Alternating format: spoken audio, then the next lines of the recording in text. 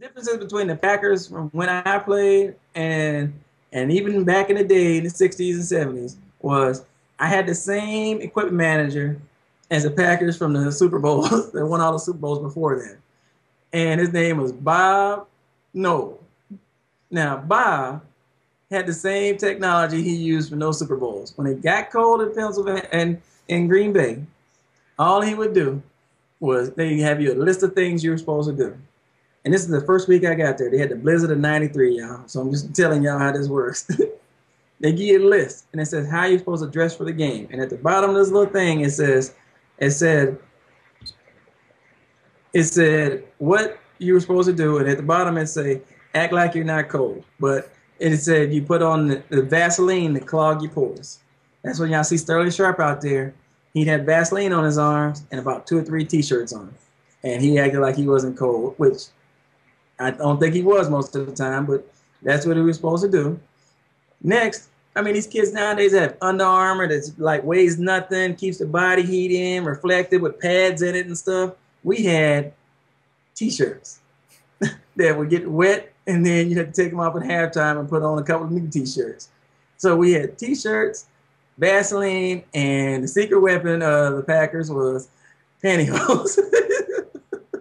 That's right, people. They give you pantyhose. Now, when I first got there, I had these little pantyhose in my locker, and I started to put them on, but then I remembered one thing.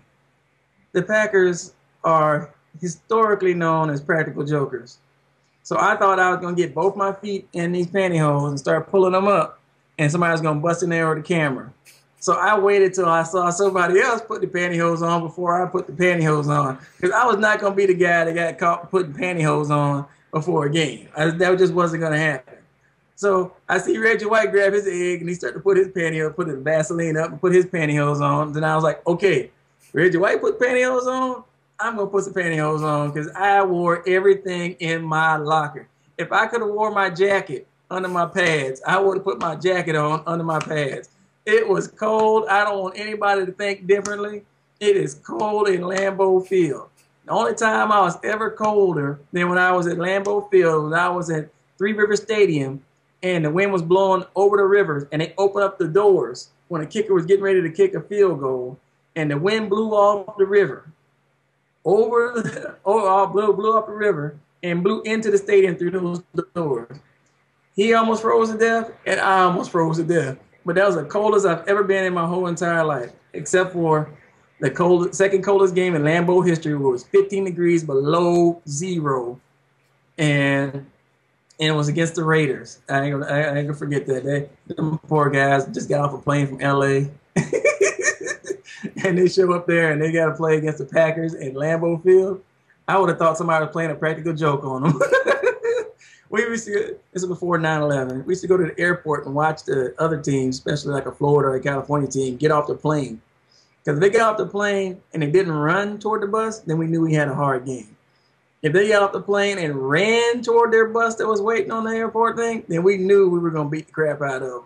Like if you're playing the Buffalo Bills, they get off the plane, they're like, this is nothing. You know, you're playing the Jets, this is nothing. You play Florida, Tampa Bay, or LA, or at the time, Arizona, they get off the plane and they run toward the thing, then you know you got an advantage on the other team.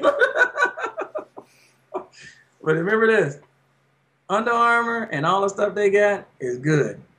Eggs and Vaseline, bad.